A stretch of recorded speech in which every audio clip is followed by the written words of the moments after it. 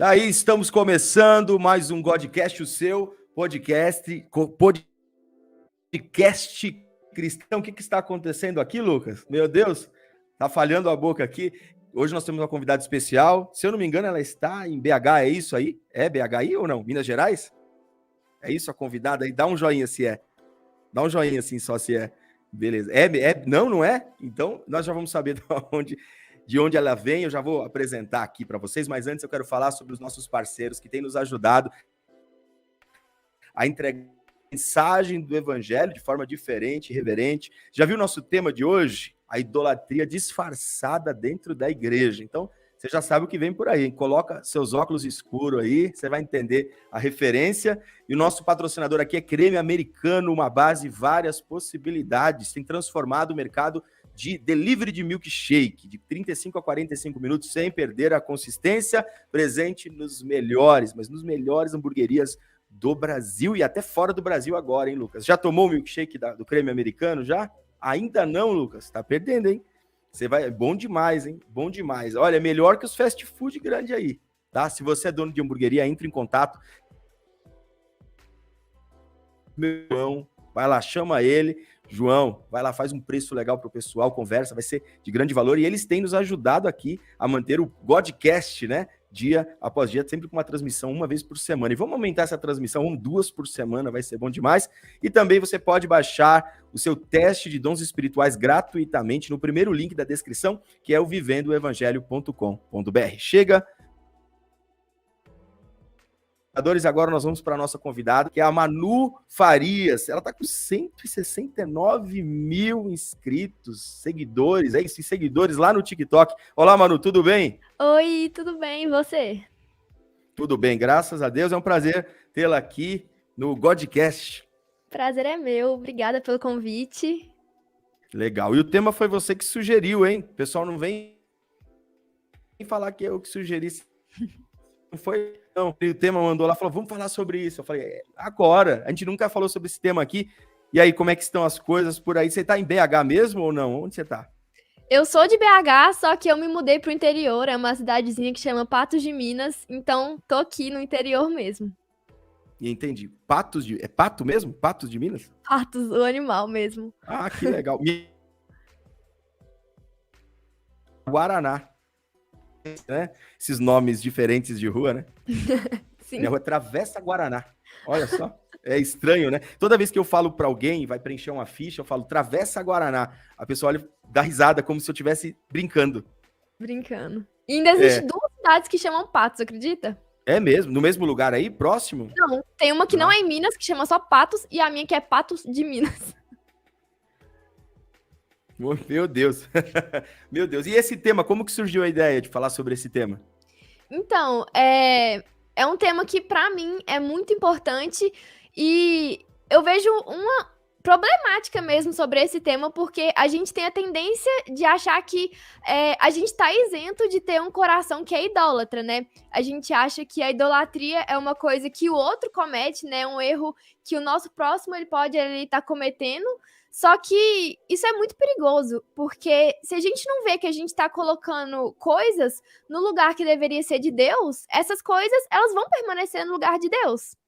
E aí, a questão é que a nossa condição é de adoradores, né? Então, a gente está constantemente produzindo adoração, né? E o problema é que a gente pode também produzir ídolos. E aí, esses ídolos, eles são colocados no lugar que pertence ao Senhor. Então, por exemplo, se eu fico muito tempo na internet, muito tempo no TikTok, se eu vivo dependendo de quantos likes que eu tô ganhando, e aí quando eu não tenho Wi-Fi ali eu fico em abstinência, será que aquilo não tem se tornado um ídolo pra mim? E aí, quando a gente fala dessa questão de idolatria, a gente pensa naquela questão mais clássica, né? Mas muitas vezes a gente acha que a gente passa pano para a idolatria que a gente tem feito aqui no nosso meio. E eu acho que é um tema muito importante da gente discutir, porque até a idolatria fere o primeiro mandamento, né? Amar a Deus acima de todas as coisas. Então, se a gente cria um ídolo, o primeiro mandamento já está sendo descumprido. Perfeito, é legal, eu gostei. Vai ser bom, hein, conversar sobre esse tema. Essa questão dos ídolos, né? A gente não pode linkar essa questão de ídolos sem discutir.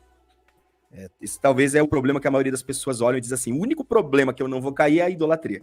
A maioria das pessoas, né? Porque eu não faço mais parte da adoração a outros ídolos. Enquanto, na verdade, é uma das grandes problemáticas bíblicas, né? E é tratado constantemente, não é uma vez só, constantemente é tratado sobre essa questão da idolatria, né? E colocar coisas nos lugares. Olha, sabe o que eu já vi também? Eu já vi gente colocar a igreja no lugar de Deus. Sim, eu também. E é algo que acontece. E as pessoas não percebem isso, né? E aí coloca a igreja, o ministério, por exemplo. Ah, agora eu sou do ministério de louvor, né? Porque ministério de louvor, o Ibope vai lá em cima, não vai, né? Agora o ministério de louvor, né? E quando vai para o ministério de louvor, o ministério se torna um ídolo intocável, onde a pessoa entrega toda a sua alma, toda a sua força, toda a sua vida em prol somente daquilo. E aquilo vira praticamente, é o ídolo, né? Realmente foi feito um altar para outra coisa, e não a Deus, mas sim àquele ministério. Você já deve ter visto acontecer alguma coisa sobre isso, por isso que você trata sobre esse tema, né? Você já viu acontecer isso por aí? Por onde você estava?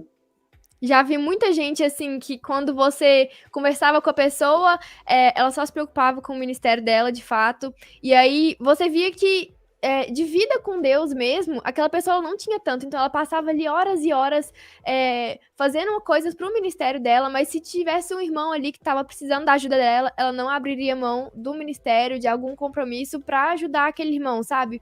Então a gente vê que a prática cristã, de fato, estava sendo deixada de lado e a pessoa estava preferindo aquilo que para ela poderia talvez dar algum status, ou porque de fato ela gosta daquele ministério, mas será que aquele ministério não estava ocupando um lugar que deveria ser de Deus na vida dela, né?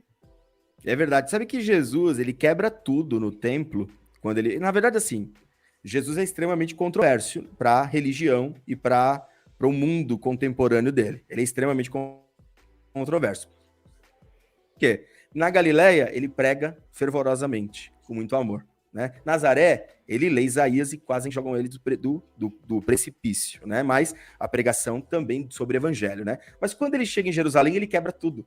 Então, assim, ele é o controverso, porque era o contrário, todos eram ao contrário. Quando os povos chegavam em Jerusalém, chegavam para entregar suas adorações. Mas quando Jesus chega em Jerusalém, e principalmente no templo, ele quebra tudo. Porque realmente a religiosidade tinha tomado conta do coração dos israelitas, que não iam mais para o templo entregando aquilo que eles cultivaram a Deus, né? Mas sim comprando dos cambistas o que era necessário. Ah, quanto que eu tenho que pagar de taxa pelo meu pecado agora? Ah, são 2 pombos e um cabrito. Então pega aí, eu pago essa adoração e acabou. E é ali que Jesus quebra tudo. E ali é Jesus combatendo a idolatria, a religiosidade, que estava enraizado no coração dos fariseus e dos saduceus. Eles não conseguiam entender nada que Jesus falava. Eles não conseguiram ver o mestre, o Raboni, né, o Rabi Raboni em Cristo.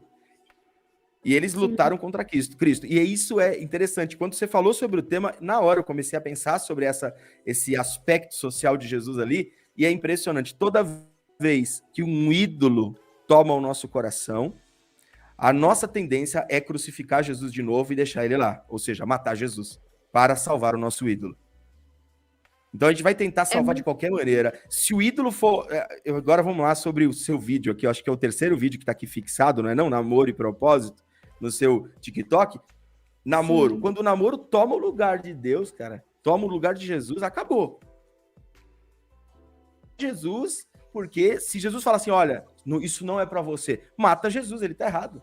Eu senti aqui no meu coração que é isso. Fala mais sobre esse vídeo, porque como surgiu essa ideia? Tem a ver com idolatria, né? Isso aqui? Sim, tem sim. Então, no meu nicho, eu posto, a maioria dos meus vídeos de fato, assim, questões mais teológicas mesmo, ou do dia a dia cristão. E aí, um dia, eu postei super despretensiosa, né, sobre o meu namoro e sobre como eu guardei o meu coração, né, antes de começar a namorar, e como eu tomei pra mim um propósito que era assim, eu não vou amar ninguém antes que eu ame a Deus acima de todas as coisas. Porque isso foi um período de crise que eu tive quando eu descobri que eu não conseguia amar a Deus acima de todas as coisas. E aí eu postei esse vídeo contando como é que eu fiz, como é que foi esse processo. E aí, nos comentários, eu vi que tinha uma coisa muito em comum naqueles adolescentes, naqueles jovens que eram essa questão mesmo do coração, né? E aí, eles começaram a falar como que eles tinham o sonho de ter um namorado, como que eles tinham vontade de ter alguém, e que aquilo tinha uma dimensão tão grande que acabava tornando o grande sentido da vida da pessoa, né?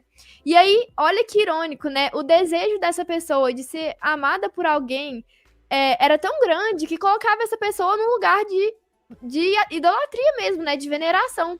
E esse lugar era um lugar que Deus deveria ficar. E justamente Deus, ele era o único que era capaz de amar a pessoa de modo que ela se sentisse completa, né? E aí, ao invés da pessoa colocar Deus nesse lugar, ela coloca uma pessoa que não vai suprir ela. E aí, eu comecei a perceber que esses jovens que estavam comentando nesse vídeo, eles eram jovens frustrados, né? Porque eles estavam procurando o amor, eles estavam procurando ser completos em outras pessoas, e aquelas pessoas não eram capazes de fazer isso. Então a idolatria, ela traz isso pra gente, né? Porque nada que a gente possa idolatrar, ele vai suprir as nossas expectativas e as nossas necessidades. É verdade, realmente. Então, até, por exemplo, muitas vezes, muita gente, ela tá presente na escola bíblica dominical, no grupo de jovens, ela tá presente na igreja, ela tá fazendo suas atividades, né? Não falando que ser cristão é só dentro da igreja, você tem que ser cristão em todo quanto é lugar, né? Sem dúvida nenhuma. Mas dentro da igreja a gente vê muito isso, e isso é só um exemplo. A pessoa tá ali na igreja, ela pratica, ela tá participando de ministério, ela tá ajudando, ela vem na escola dominical, e aí ela começa um relacionamento e toda aquela vida que ela tinha, que andava com os amigos, por exemplo, com as amizades, com o discipulado, ou com a escola bíblica, o ministério, ela para tudo, ela larga tudo. Não, e não é só dentro da igreja, ela também quer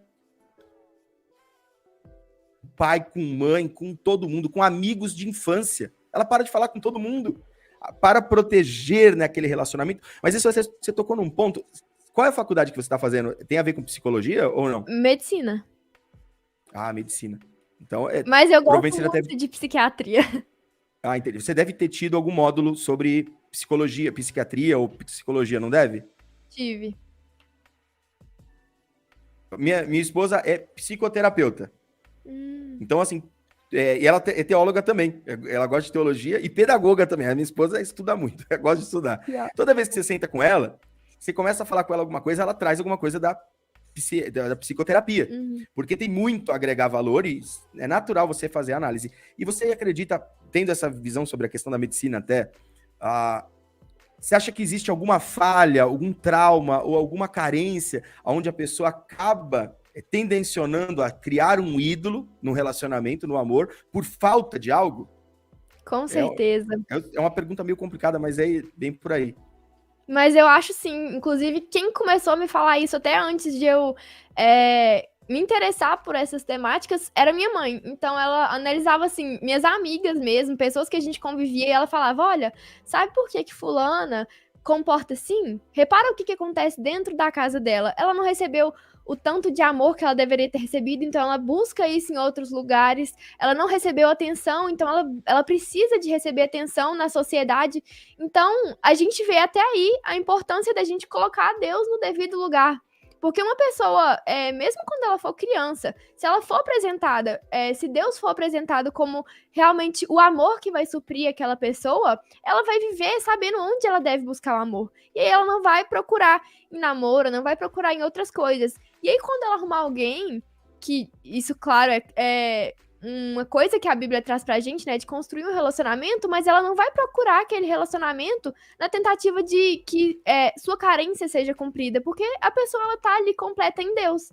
Agora, a pessoa que não é completa em Deus, a pessoa que ela procura outra pessoa para se completar, ela, na verdade, vai acabar constantemente sendo frustrada. Então, quando ela era pequena, ela foi frustrada porque ela não recebeu aquilo em casa.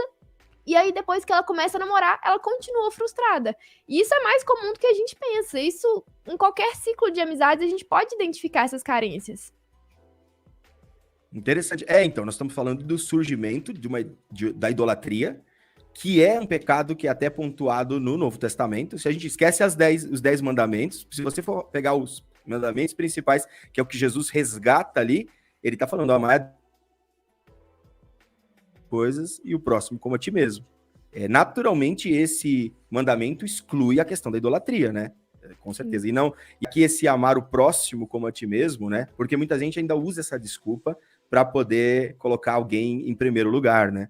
Mas na verdade esse amor é o amor, como é que eu posso dizer? É o amor filéu, é o amor de fraternal, né? Não o amor soberano, perfeito, que é o amor que a gente tem que amar a Deus, né? Ame a Deus sobre todas as coisas. Ele é diferente do amor ao próximo, na questão de colocar em primeiro lugar. Agora, quando a gente fala sobre essa questão, a gente está falando que um trauma pode desenvolver, um trauma, ou seja, uma carência, pode desenvolver um ídolo. E é fato, nós estamos, na verdade, usando a ciência, né, a psicoterapia, com o evangelho. Sim. De fato ligado a uma questão de um pecado que é lógico, né? Os pecados serão perdoados, mas é lógico, né? O poder da cruz e da remissão dos pecados é infinitamente maior do que a idolatria, mas se você não deixar, não ser um canal aberto para ser transformado, perdoado, com toda certeza você vai criar diversos ídolos. Então, assim, o ídolo do relacionamento. A pessoa colocou o namoro no lugar de Deus, colocou o namoro no lugar dos pais, dos amigos, da sua própria vida, porque é isso que acontece, né? A pessoa não é nem capaz de amar a si mesma, porque não é amor, né? De fato, não é amor. É idolatria, não tem outra palavra. É veneração. Outro sentimento. Porque quantas pessoas que você não conhece que tentam tirar a própria vida porque um relacionamento acabou, né? Sim. Não há amor próprio. Né? Então, se não há amor próprio, não há amor a Deus, não há amor ao próximo, não há amor à família, não há amor a ninguém. Só amor, na verdade, é um buraco, né? Um vazio. E quando acabou aquele relacionamento entre o ídolo e a pessoa, virou um vazio, a pessoa tira a própria vida, né? Exatamente. Esse impulso de... A pessoa sofre. Pode falar. Não, é porque deu uma travada, pode continuar. Não, eu também. Eu tô falando que só existe um vazio. Então, quando aquele ídolo sai daquele altar, né? Eu vou falar assim, acho que vai dar para entender melhor. O altar ficou vazio, não tem nada ali. Não existe nada naquele altar, não existe Deus naquele altar. E quando ela olha para dentro de si, até o objeto, né, a persona adorador, também é um vazio, porque ela só existe em função do ídolo, né? Ela só existe em função do namorado, em função daquele relacionamento. E a gente vai entrar em outros temas agora, eu acredito, né? Por exemplo, pessoas que buscam a riqueza a todo custo. Pessoas que buscam a riqueza a todo custo. Eu conheci uma pessoa que buscava a riqueza porque ela passou necessidade na infância e ela buscava a riqueza para nunca mais passar necessidade. Era um ídolo. Sim. Era um ídolo. Ela colocou a riqueza no lugar de ídolo. E tem muito pastor assim, não tem não? Pregando para obter riquezas, mas na verdade trata isso como um ídolo, na verdade. É só um ídolo. Tem ou não tem, né? A gente pode nem chamar de pastor, né? Pseudo-pastores.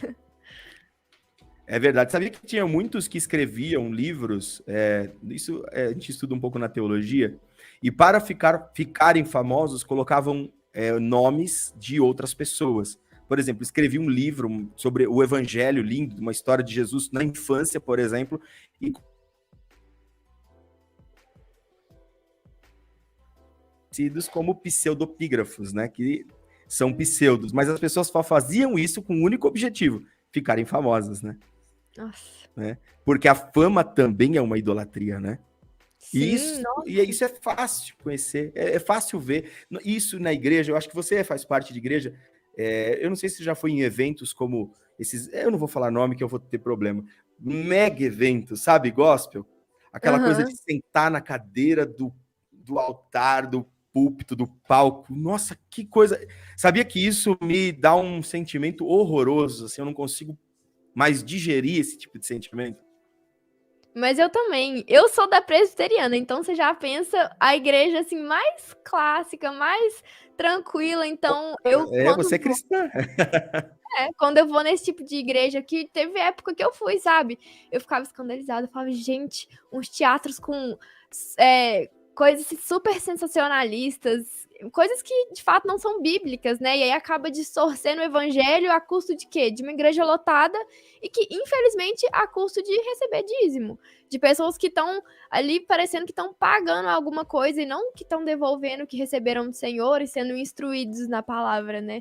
Então, é muito triste e, assim, a gente precisa até orar por esse tipo de gente para que Deus tenha misericórdia, porque o que eles estão fazendo com a igreja, o que eles estão fazendo com a fama dos cristãos, né, que não é uma fama boa, né? Então, quando você fala que você é cristão, já olham assim e falam, ah, porque você é assim, então. E aí é uma ideia totalmente equivocada, né? Que aquelas pessoas, elas estereotiparam.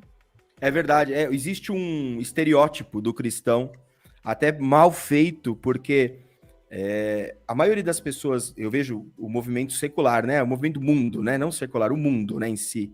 Vamos pegar os artistas, como você tem as sátiras, que muitas vezes elas são ácidas, mas muitas vezes um propósito apenas de realmente envergonhar essa mecânica do mundo gospel, né? Eu vejo, muitas vezes, toda vez que vem uma crítica sobre religião feita pelo, por exemplo, os Porta dos Fundos, eu paro para assistir. Eu paro, falo, não, eu vou assistir, eu quero ver o que eles têm a dizer. Porque é muito importante ver a percepção deles para quem realmente são os cristãos. E aí eu chego, no começo, eles tinham aquela crítica, eu olhava e falava, realmente eles estão falando da igreja certa. Quando eu percebi que eles estavam generalizando, tipo, todo crente é assim, eu vi que eles não entendem nada de evangelho. Eles sabem o que é igreja X, que tem um templo enorme aqui em São Paulo, né, que até parece o de Salomão. Eles conhecem o do chapéu, o rapaz do chapéu, e eles olham isso e dizem, isso é igreja. Que nós estamos falando, isso não é igreja. Eu sei que, eu vou até tirar você aqui para você não ter problema com isso, mas isso não é igreja. É um desserviço ao reino de Deus construir um templo daquele tamanho apenas para obter dinheiro. É idolatria pura, mas não tem... E quando os discípulos de Jesus, até esse fato é incrível, porque o judeu sempre foi místico, né? Muito místico, muito. A número que nós temos foi construído nesse intermédio, né? Eu tenho um amigo judeu e ele tem essa coisa da Kabbalah muito fervorosa dentro dele, né? E quando eles estão passando e o templo está a uma distância, os discípulos demonstram a idolatria pelo templo.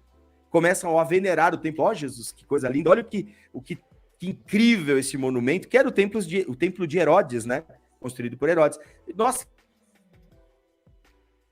sobrará pedra sobre pedra, né? Ou seja, isso para mim não é absolutamente nada. Mas trazia muito orgulho para judeu o templo. Muito orgulho, era motivo de muito orgulho o templo. Que é nada mais que uma idolatria. É uma idolatria.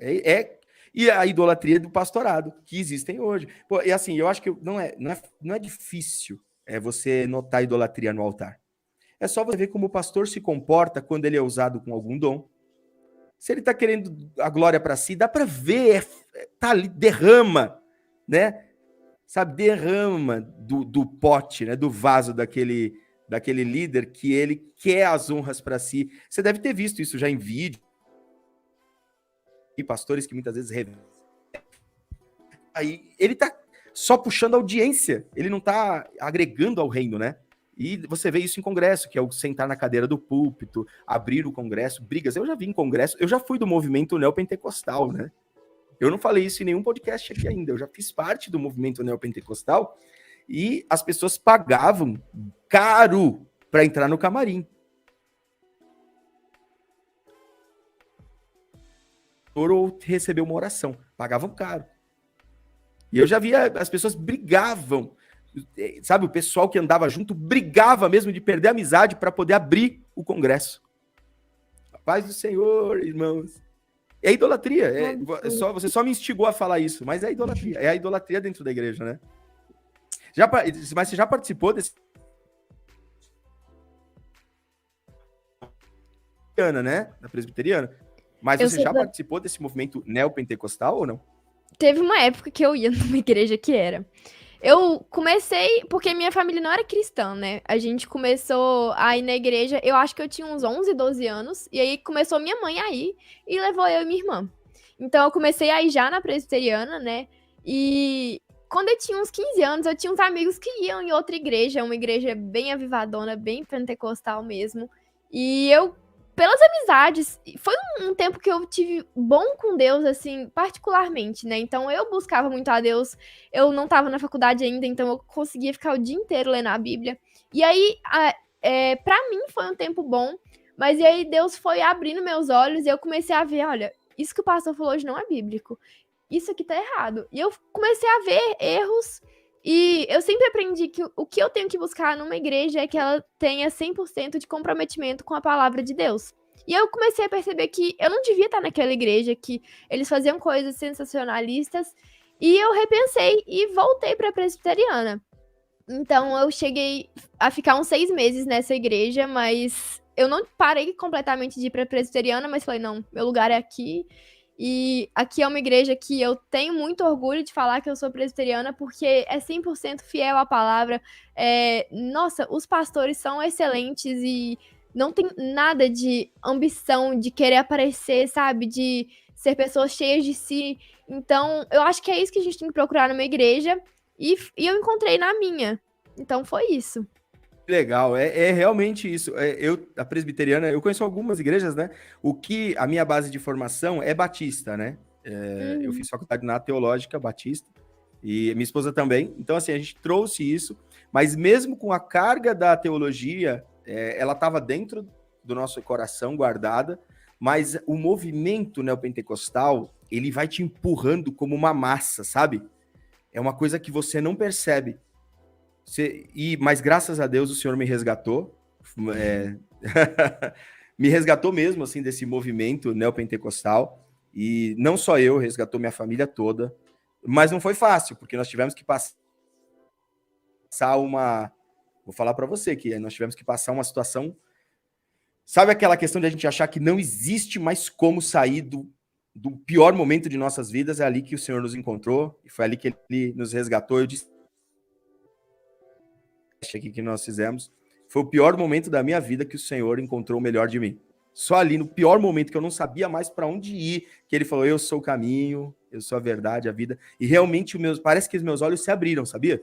Parece que assim, eu estava no carro, assim, minha esposa estava dentro do hospital com a minha sogra, que estava numa situação muito difícil de saúde. E ali parece que as escamas dos meus olhos se abriram. Não foi num culto, não foi no momento de oração, não foi no momento de leitura da Bíblia, foi no momento que eu estava ali reclamando, na verdade, e eu estava em meio a uma apostasia mesmo, não queria mais saber de Deus, eu estava, sabe, longe, e foi naquele momento mais como é que eu posso dizer, mais improvável que o Senhor, as escamas caíram dos meus olhos mesmo, sabe, abriu os meus olhos e a palavra parece que entrou no meu coração de uma maneira, só que junto com a palavra entrou uma força de lutar para que esse evangelho fosse pregado. Amém. Porque quando eu vejo alguém nesse momento, por exemplo, eu tenho muitos amigos do movimento neopentecostal, né? E é um erro a gente poder falar, não quero mais falar com ninguém. E não quero mais saber de ninguém, tal coisa. Não. É exatamente eles que muitas vezes estão neste movimento que um dia os olhos vão se abrir. Sim. E aí você se afastou dele, você tratou ele como mais um, ou seja, eu não posso fazer de mim o meu ídolo, né? E isso é uma das outras coisas, olha, eu ia pontuar isso, agora eu vou trazer a você. Nós não podemos colocar o nosso conhecimento como... Não que a gente tem que parar de conhecer, estudar, se aprofundar na palavra, cada vez estudar mais, isso sem dúvida. E a revelação da palavra, você sabe, não existe essa revelação da palavra espiritualista. É ler a palavra e na leitura que o Senhor, ler mesmo, né? De fato, conhecer, estudar, se aprofundar, que está a única revelação.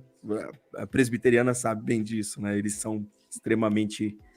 litúrgicos quanto até o culto. Eu não sei se a sua igreja é litúrgica, bem litúrgica, né? Na questão da liturgia do culto, bem. E eles são, além da palavra, o estudo da palavra, ele tem temência. O que a palavra quer dizer, não é o que eu quero que a palavra diga. Exatamente. Né? A palavra diz isso. E quantas vezes eu saí mirabolante na minha mente.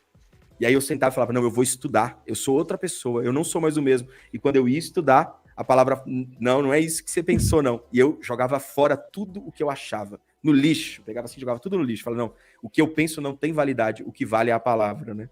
E quantas vezes, né? E aí existe o outro risco, é fazer com que o nosso conhecimento, o nosso intelecto se torne o nosso ídolo. É um outro perigo, né? E acontece também. Eu já vi isso dentro da teologia, por exemplo. Muitos amigos que se perderam completamente do ministério,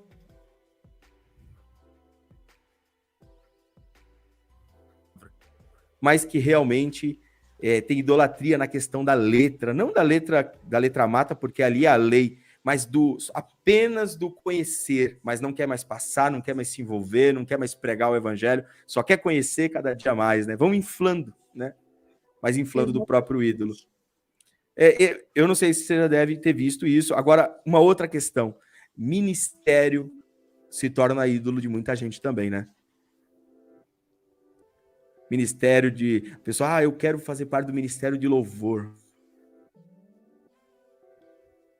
O louvor num domingo à noite, né? Você tá a presbiteriana ainda fala, né, quem compôs a música antes de cantar ou não? Na minha, não.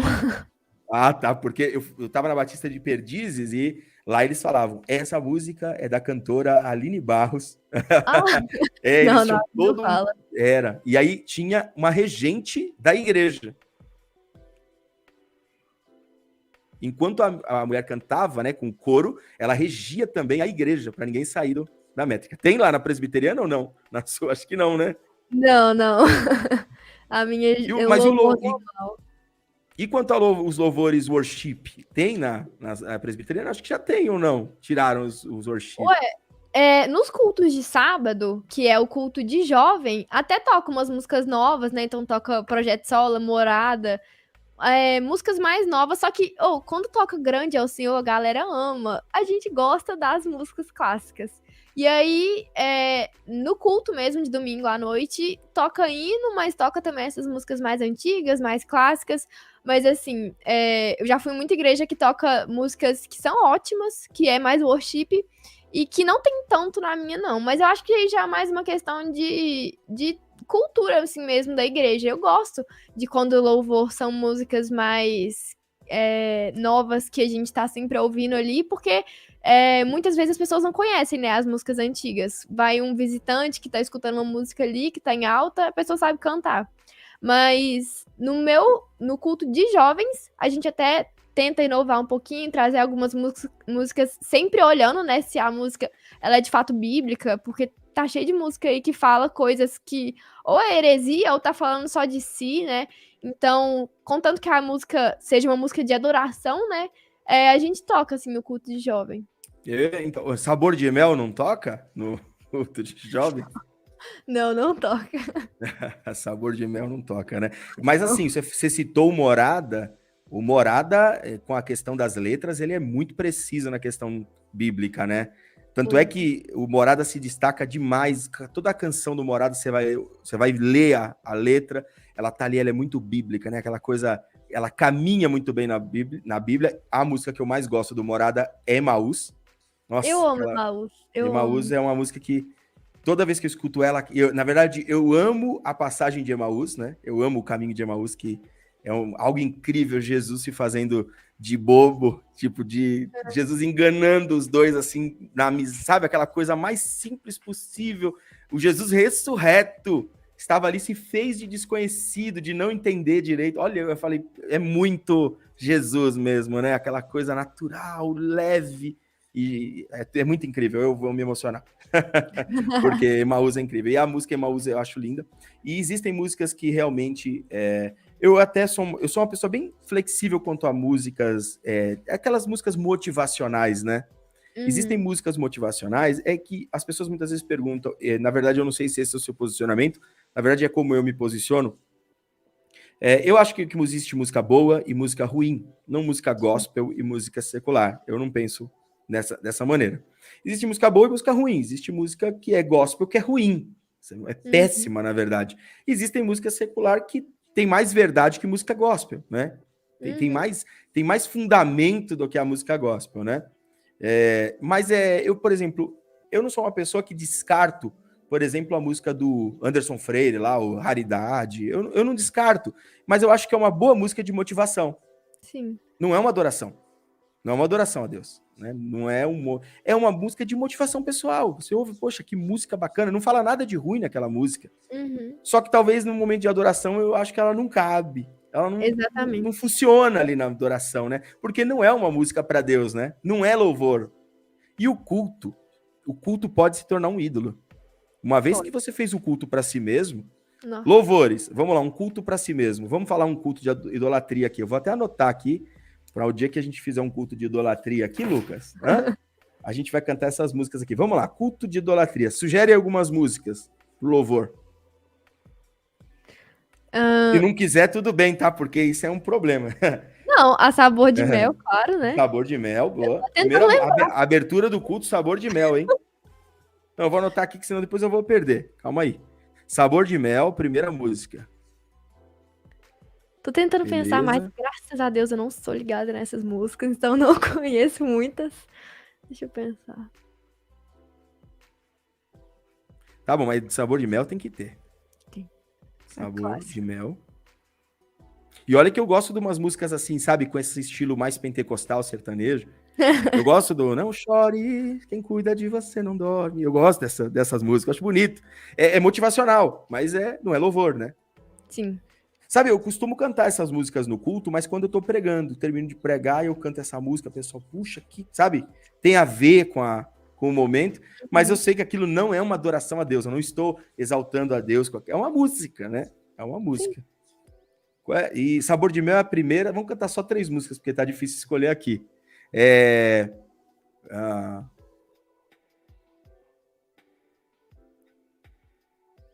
Aquela moça. Aquela que tem o nome de Flor.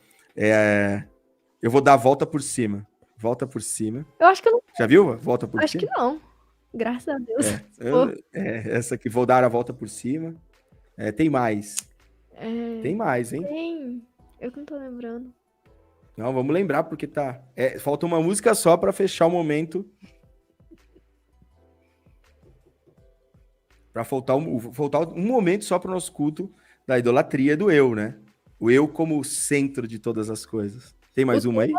Não, eu pensei foi no tema do culto. Ah, diz aí. Da teologia da prosperidade, né? Claro. Esse é o tema do culto. Tem um título aí pro culto, com o tema, que é a centralidade do culto? Como vencer na vida. Como vencer na vida. Como vencer na vida, hein, Lucas? Como vencer na vida. Pronto. Sabor de mel, volta por cima. E tem que ter mais uma música aqui. Não tem nenhuma música rápida, não? Eu sou péssima nisso. Meu Deus, tá difícil. Eu também não tenho. Vai ficar só 2 músicas mesmo, então. Momento da pregação. O tema, você fala? Tema da pregação, Tema da pregação. O versículo, né, da pregação. Eu pensei no tudo posso se for interpretado daquele jeito, sabe? Tudo posso naquele que me fortalece. Pode ser? Pode ser essa pregação aí? Pode. Nossa, esse versículo, se não for bem estudado, dá margem para pregações cheias de si, né? Nossa, nem fala. Lucas, vem cá, o Lucas. Ó, eu vou te mostrar o Lucas aqui. O Lucas ele é um estudante também da Bíblia. E desce aí, Lucas, desce aí. E aí um dia eu falei sobre esse tudo posso, naquele que me fortalece com ele, porque esse texto parece realmente que ele está falando sobre um homem que é imparável, né? Aquele que é imbatível, né? Sim. Imbatível é boa, dá até para fazer uma música imbatível, com essa palavra imbatível. Sabe, imbatível é o cara que ninguém vai conseguir com ele, porque se tiver 10 currículos dele, tiver lá, é o dele que vai ser chamado, porque ele tudo pode.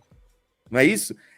Se tiver, por exemplo, algum problema financeiro no mundo, uma crise mundial, ele não vai passar nada, porque ele tudo pode. E aí nós falamos sobre esse texto, que esse tudo pode não tem a ver com poder, né? Tem a ver com...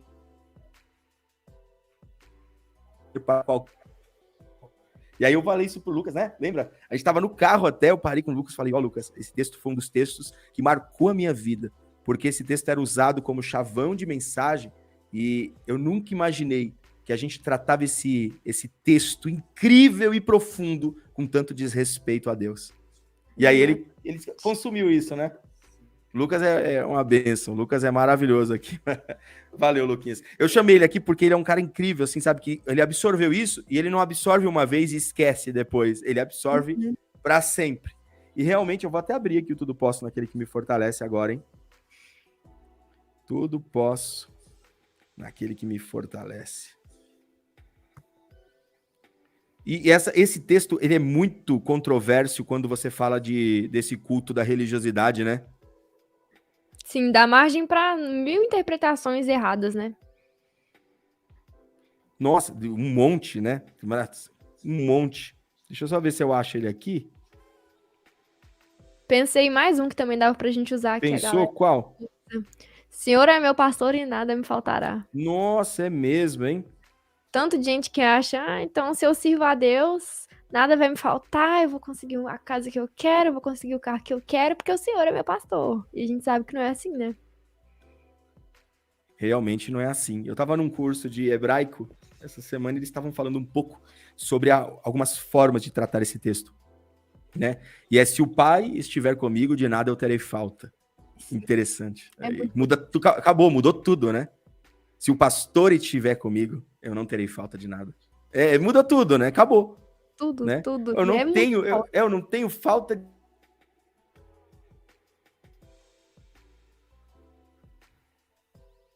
A centralidade de toda a escritura, né? Se eu estiver em Cristo, acabou, não tenho falta de nada, né? E é a que eu abri até aqui, ó.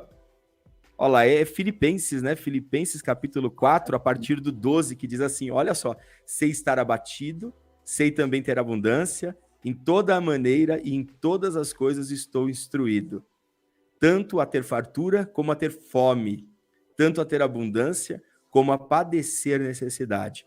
Posso todas as coisas em Cristo que me fortalece. É incrível. Esse texto não tem nada a ver com o nosso culto, hein? Nosso culto não tem nada a ver com esse nosso culto aqui. E aí, então, tá, o texto aqui de pregação é Filipenses, né? Filipenses 4, 12 e 13. Não, 12 não. Esse descaracteriza nosso culto da vitória. Aqui, ó, como vencer na vida, né? É Filipenses 4, pegar 13. Então não pode ler ignorar o... não pode ler o 12, hein? Não leia o 12.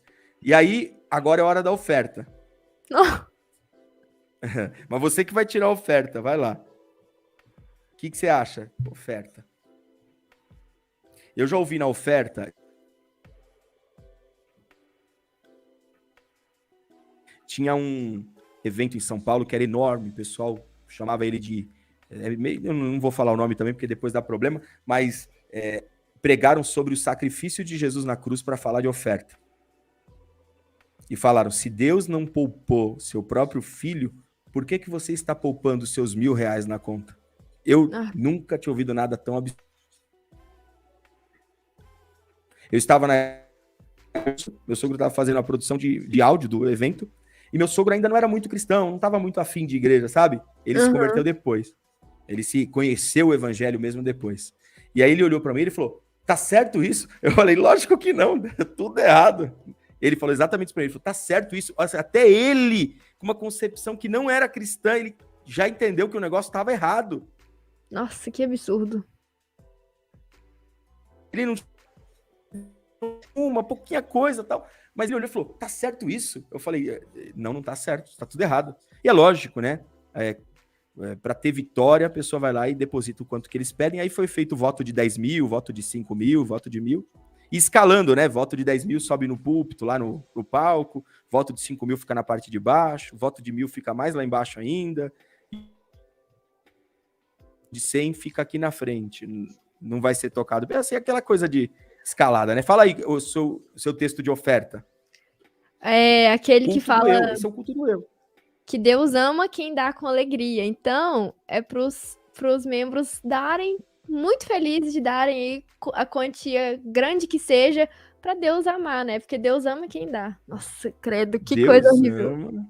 Que coisa horrível. Imagina alguém pegar essa parte e cortar. Porque quem não dá, Deus não ama. Ai, que horror. E Deus ama quem dá, porque quem não entrega nada, quem não dá nada, Deus não ama. Deus só ama quem dá com alegria, né? Sabe que aqui é o 2 Coríntios, né? Esse daqui é 2 Coríntios. É um dos textos que fala sobre entrega voluntária, só que fala sobre generosidade. É outra parada, não tem nada a ver com dar com alegria para Deus. Ativar o amor de Deus, né? E olhando por esse lado, é uma coisa até terrível, cara.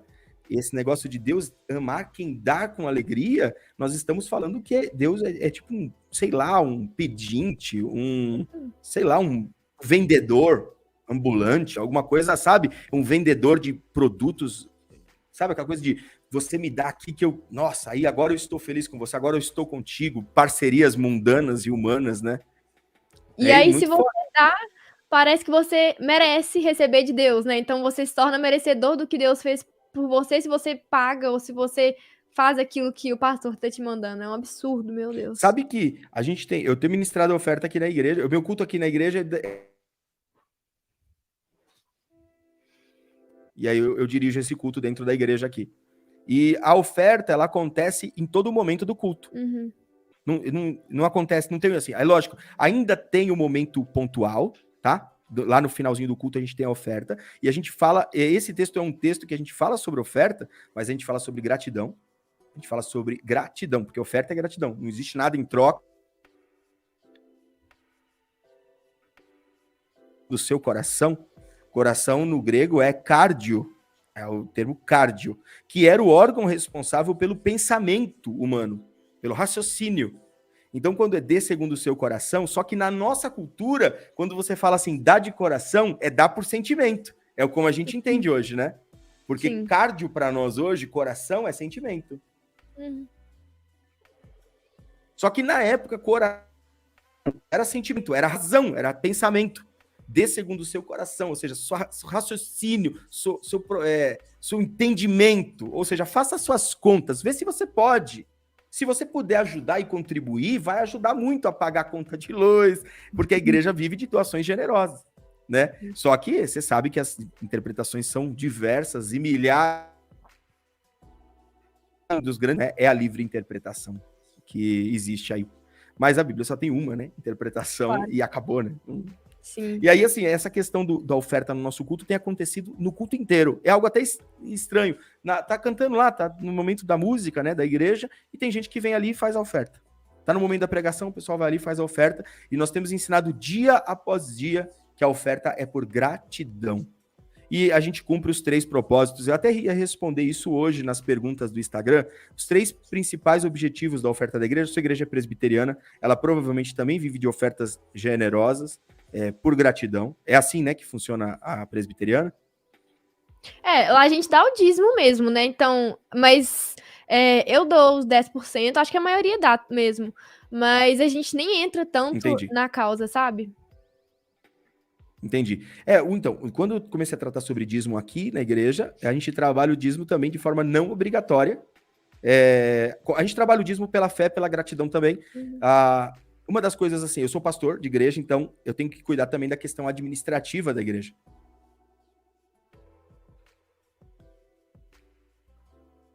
Além de ela ser um organismo nas mãos de Deus, né? Que nós somos um corpo. Ela também é uma organização que presta contas, né? E aí tem os 3 objetivos da oferta. A oferta tem que ter esses 3 destinos. O primeiro é pagar as contas básicas, porque senão ela fecha. Que é o problema da igreja de Jerusalém, que quase fechou. Não conseguia se sustentar. E aí as outras igrejas resgataram ela, né? Merecidamente, eu gosto dessa parte, porque a igreja de Jerusalém se sentia mais que as outras, né? Muito mais que as outras, né? E o segundo objetivo da oferta, que é a quantidade que entra na igreja, ele tem que ser para atender os necessitados. Então, nós temos que pensar em atender a necessidade social do nosso bairro, dos internos dentro da igreja, do nosso bairro, e também missões. O que nós estamos fazendo para a obra em outras pessoas que estão, muitas vezes, arriscando a vida em algum outro lugar, ou mesmo aqui dentro do Brasil, em lugares de necessidade.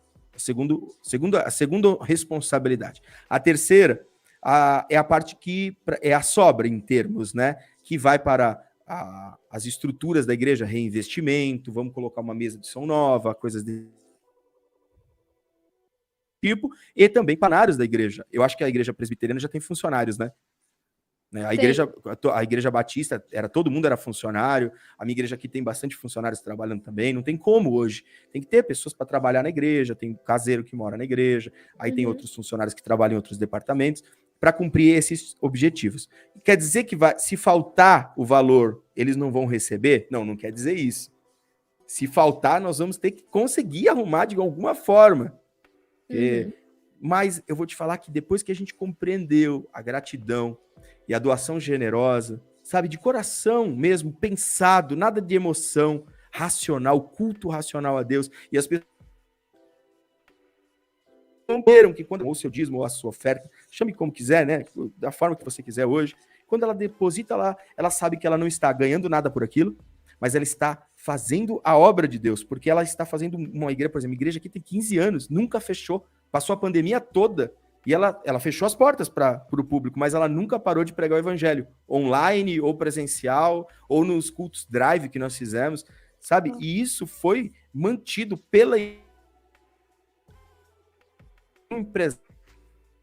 igreja. É a igreja dando cada um a sua porção, né?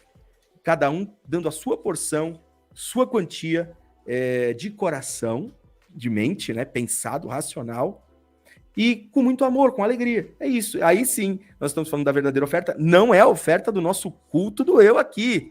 Porque agora que nós vamos entrar aqui, porque tem duas coisas aqui que eu vou... Nosso culto vai entrar na oferta aí. Se a pessoa entregar, ela tenha 30, 60 ou 100 por 1. Então ela doou a quantia dela, agora ela vai ter 30, 60, 100 por 1. É lógico que eu tô fazendo uma brincadeira aqui, pelo amor de Deus, hein, pessoal? Não vai achar que 30, 60, 100 por 1. Então, ou seja, é uma melhor que a Mega Sena. Você ia jogar na Mega Sena? Não, joga aqui na hora da oferta, porque é 30, 60, 100 por 1 garantido. Mas se você não der, tem 4 demônios que vão ser soltos para poder pegar você durante esse mês aqui, né? Então, eu acho que o nosso culto tá pronto, não tá não? Tá horrivelmente pronto. Tá pronto. Eu acho que tá pronto. Eu acho que só tá faltando aqui o momento da revelação, mas a gente deixa isso pro próximo culto, né? Então, assim, é lógico, eu quero que você que tá assistindo entenda, nós estamos brincando para falar de um assunto que realmente é sério, né? É uma brincadeira porque é a única maneira de trabalhar um tema desse e ele não parecer um insulto é com a brincadeira, não tem outra. A gente tá tentando...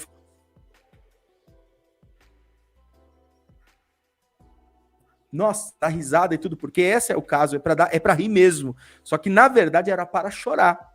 É para chorar, porque tem muitas e muitas e muitas igrejas vivendo exatamente dessa maneira que nós estamos falando. Eu sabia que eu preguei fora, né? Eu já preguei em algumas igrejas, quando fiz parte deste movimento neopentecostal, e eu ouvia muito isso de alguns pastores, sabe? Via a igreja muitas vezes cheia e falava assim: rebenta na oferta hoje. Eu vi muito isso. Então, são coisas que eu colhi, que para mim é um câncer que me matou. Cada palavra dessa que eu via que não estava legal, mas eu estava envolvido. Foi um câncer mesmo, uma doença que me matou. Mas Jesus me ressuscitou pelo evangelho verdadeiro. Graças a Deus por isso. Está disposta a lutar contra esse culto todos os dias? Deu para ver que no seu TikTok, no seu Instagram também, você está disposta a lutar contra isso. Isso é verdade? Com certeza. Você está fazendo medicina, mas você vai ser ministra do evangelho, pregadora. Na presbiteriana não tem pastora, né? Não tem pastora, mas eu já dou aula, né, lá na minha igreja para os jovens na escola dominical, né, todo domingo. Eu tenho muita vontade de ou fazer missões, sabe, como médica e cristã. Eu oro para que Deus me use. Ou então no dia a dia mesmo, mas eu queria fazer alguma coisa de fato que fosse fazer a diferença. Então, ir para alguma cidade que precisasse de recurso, e aí eu poder oferecer meu trabalho. E aí as pessoas que estavam carentes ali, eu poder oferecer não só a cura física, né, mas principalmente a espiritual, de ser um instrumento de Deus, né, claro. E eu acho que quando eu escolhi a medicina foi porque eu gostava muito de cuidar das pessoas.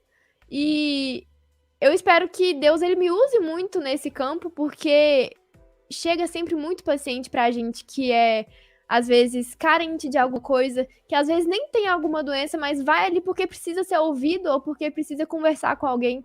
Então, a gente acha que o ordinário, né, as coisas que não são ali simplesmente teologia ou ser pastor, muitas vezes elas não têm tanto valor para o reino de Deus. Mas se não tiver médico cristão, como é que vai acontecer? Se não tiver advogado cristão, como que o reino de Deus vai se manifestar em todas as esferas, né? Então, acho que a gente tem que ser um público mais diversificado possível para que o reino de Deus, ele de fato se cumpra em todas as áreas das nossas vidas. Que legal, que legal. Eu falei ontem com o Lucas, ontem nós gravamos, né? O Lucas Guedes. Calma aí, deixa eu só arrumar aqui. Lucas Guedes. Você conhece o Lucas Guedes ou não? Acho que de nome. O Lucas Guedes, ele é um youtuber, o público-alvo dele são juniores, de 9 a 12, 13 anos, é um público-alvo, lógico que ele alcança mais, ele me alcançou com a nostalgia, ele tem um conteúdo muito próximo do que era o Rá-Tim-Bum, do Castelo Rá-Tim-Bum, esse lore, assim, sabe? Do muito maker, e ele faz conteúdo que é considerado um conteúdo secular, né? Normal, tipo, diversão, alegria, um conteúdo que meu filho gosta.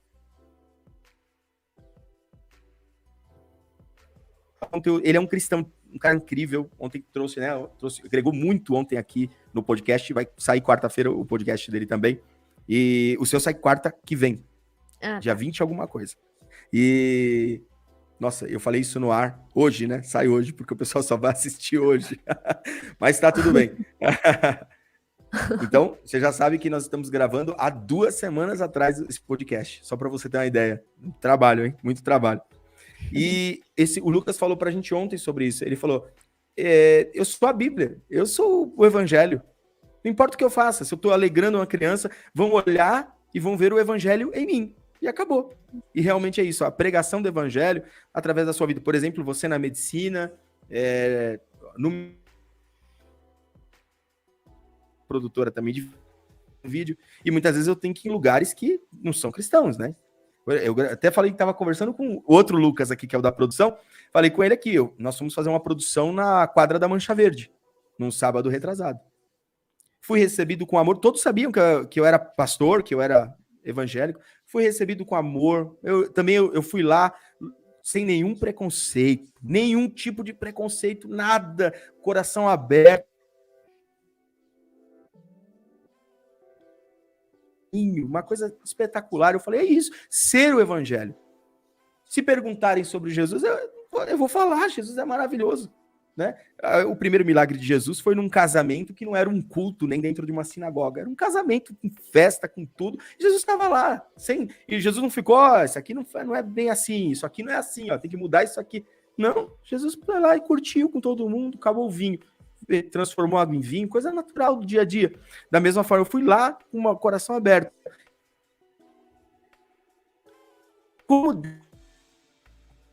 Como Deus pode te usar com seus talentos, né? E você, na medicina. Provavelmente Deus vai te usar muito através da medicina. Ele tem usado a minha esposa com a psicoterapia, que muitas vezes, quando a gente fala sobre evangelho, estudo da psicologia, parece controvérsio, parece que você está na contramão. Mas quando você vai ver, nada, são paralelos. Na verdade, o evangelho está anos-luz de todo o conhecimento humano, né? Sem dúvida nenhuma. Quanto mais eu aprendo da ciência, quanto mais eu aprendo sobre filosofia, você vê que o evangelho está muito além de tudo isso, né? Só que como Deus pode nos usar com os nossos talentos? Você, na medicina, eu não sei qual vai ser a sua especialidade, mas como Deus vai te usar mediante a isso. Agora, me fala uma coisa, como você começou a gravar para o TikTok? Você falou assim, vou começar a gravar, meu primeiro vídeo vai ser esse. Qual foi a ideia? Foi durante a pandemia, né? Acho que praticamente todo mundo começou na pandemia. E aí eu percebi nas pessoas uma necessidade que elas tinham de achar algum lugar que trouxesse esperança para elas, né? E eu tava no momento em que eu tava buscando muito isso no Senhor, então eu tava desesperada também por conta da pandemia, e eu falei, olha, então agora é o momento de eu trabalhar o que eu sempre falo, que é descansar no Senhor, porque eu sei que Ele vai cuidar de mim. E aí, aquilo me confortou muito. E eu vi muitas pessoas que não estavam encontrando esse consolo, porque eles não sabiam onde buscar. E aí, como eu não podia sair nas ruas pregando da forma convencional, né, evangelizando, falando do amor de Jesus, eu baixei o TikTok e falei, olha, eu vou começar a postar aqui. E, de certa forma, foi despretensioso. Claro que eu queria que muitas pessoas tivessem acesso a essa verdade que eu estava levando. Meu propósito era, de fato, mudar a vida das pessoas e alcançar o máximo de pessoas possíveis para disseminar o evangelho, claro.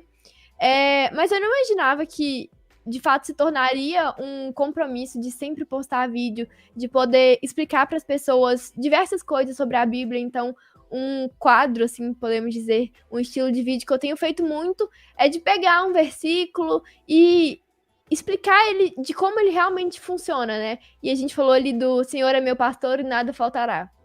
É esse tipo de vídeo que eu tenho feito, explicar porque muitas pessoas, elas têm uma visão completamente distorcida de alguma passagem ou da Bíblia, e eu fui tomando gosto pela coisa, porque muitas pessoas começaram a falar comigo, olha, tal vídeo seu me edificou muito, essa dúvida era uma dúvida que eu tinha e você conseguiu explicar, Deus te usou. Muitas pessoas falando assim, eu orei e pedi para que Deus me ensinasse tal coisa e apareceu esse vídeo que ensina exatamente essa coisa. Então, eu ficava, glória a Deus, o Senhor tá me usando e é isso que eu quero. Então, eu achei no TikTok uma forma de que eu pudesse espalhar o evangelho de maneira mais lúdica, né? De forma a alcançar pessoas que muitas vezes não iriam em uma igreja. Mas aí eu posto aquele vídeo com aquele arzinho de curiosidade, né? Aquele arzinho de suspense.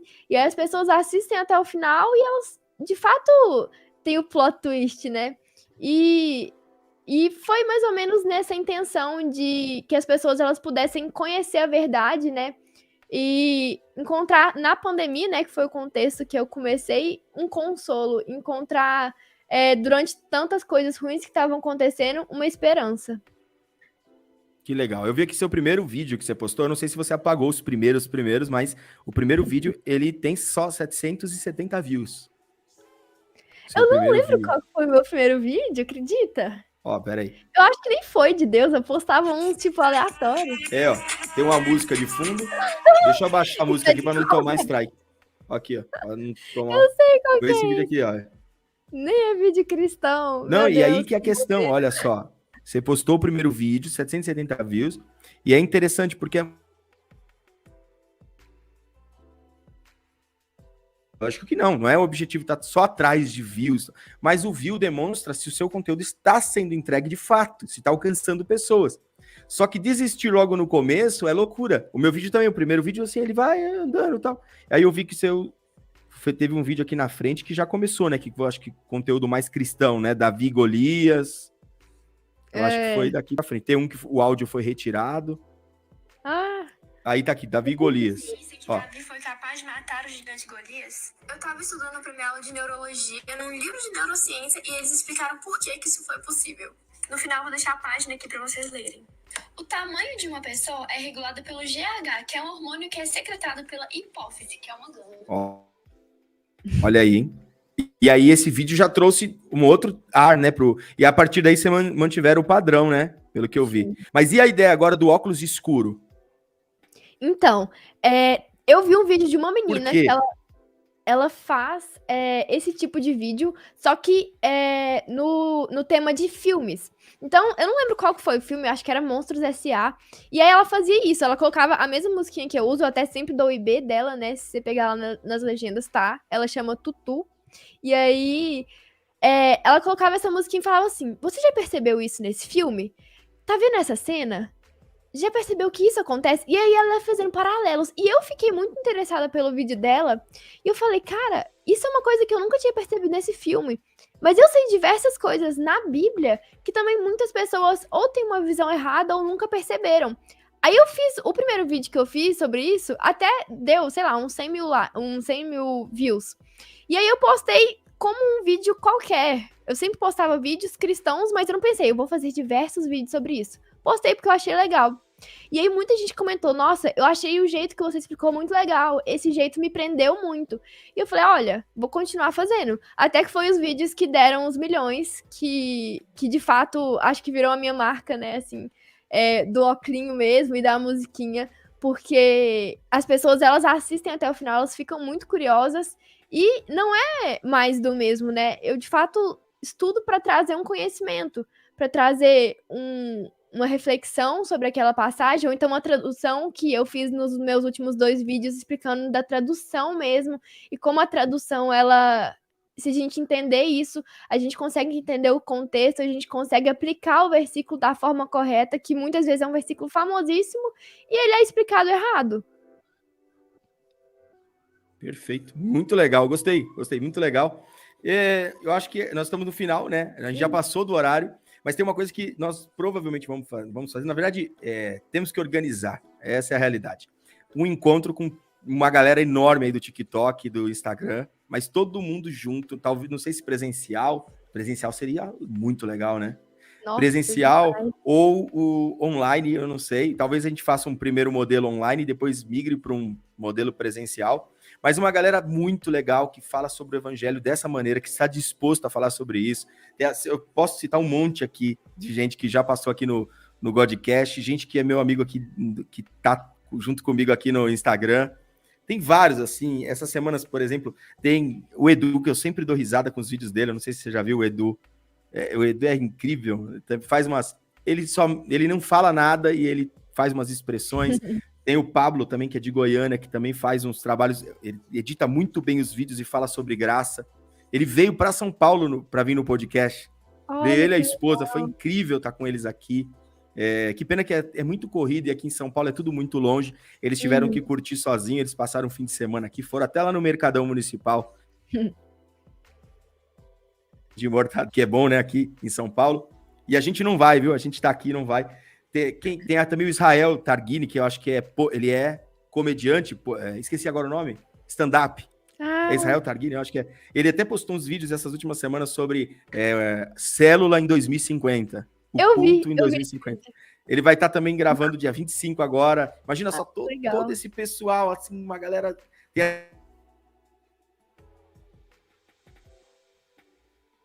Também faz vídeo com essa mesma contextualização. Imagina só trazer toda essa galera para falar sobre evangelho mesmo. Uma galera nova, jovens, né? Só eu sou velho desse pessoal. Tem o Lucas também, que gravou ontem com a gente aqui, que traz um conteúdo incrível. Mas vai ser muito legal estar juntos para poder falar sobre evangelho, sobre a verdade. É um culto para começar falando sobre cruz e ressurreição e terminar falando sobre cruz e ressurreição e nada mais, né? Eu só estou pensando num nome para esse dia memorável que vai ser bem legal. Vamos organizar. E aí, assim que a gente começar a organizar aqui, pode ter certeza que você vai estar junto, que vai ser muito bom. Foi um prazer enorme. Manu Farias, falar com você. Ai, o prazer foi meu. Muito obrigada pelo convite. Fiquei muito feliz. E que a gente continue aqui sempre falando do evangelho da forma que tem que ser feito, né? Com certeza, sem dúvida. Quer deixar uma mensagem para o pessoal que assistiu hoje aqui? Quero sim, eu quero deixar então uma reflexão, né? Para que a gente sempre possa pensar se a gente está colocando Deus no seu devido lugar ou se a gente está criando ídolos, né, no nosso coração. E se a gente acha que ídolos são só aquelas imagens, esculturas que são feitas, a gente tem que prestar atenção que o nosso coração, ele é uma fábrica de ídolos. E da forma que a gente não pode destruir um ídolo físico, né? Como é que a gente destrói, então, um ídolo que foi feito e fabricado no nosso coração? É colocando quem de fato deve ser adorado e idolatrado, que é Deus. Então, eu acho que acabar com a idolatria se resume ao primeiro mandamento, que é amar a Deus acima de todas as coisas. E assim ele vai se tornar o único alvo da nossa adoração e da nossa idolatria. Graças a Deus, graças a Deus. Que bom falar com você. Deus abençoe. Um abraço para todo mundo. E tenho certeza que nós vamos caminhar juntos aí pregando o evangelho. Tá bom? Tchau, tchau. Tchau, tchau. É isso aí, então. Foi esse. Sabe que o produtor fica aqui, batendo aqui, falando que você tem que pedir para o pessoal dar like. E olha, eu não pedi para dar like. Você ficou até agora aí, não deixou nenhum like nesse vídeo. Deixa aí o seu like nesse vídeo, deixa um comentário aqui embaixo do que você achou desse papo aqui. Você concorda com o que a gente falou? Não concorda? Deixa aqui embaixo, tá? Deixa aí, não gostei. Pode comentar aqui embaixo, fala que eu não gostei, achei que não é isso, achei que evangelho é outra coisa. Tudo bem, eu respeito a sua opinião, nós respeitamos a sua opinião. Pode ter certeza que sua opinião tem valor. Espero que você continue seu estudo. E se um dia acontecer da gente olhar e falar, puxa, a gente tem que aprender mais, vamos aprender mais também. Mas deixa o seu like nesse vídeo, não é? Não é fácil? Quanto que custa deixar o like aqui no vídeo, Lucas? Custa nada. Custa nada. E você viu aqui o botãozinho, tá? Inscrever-se. Clica nele que ele vai se transformar em inscrito. E aí você marca o sininho. E aí, com muita oração também, o YouTube vai enviar esse vídeo para você quando a gente postar e todos os próximos vídeos, tá bom? Esse foi o podcast, o seu podcast cristão. Lembrando, Creme Americano, uma base, várias possibilidades, tem nos possibilitado estar no ar até hoje. Deus abençoe você. Até mais. Até o próximo. Tchau, tchau.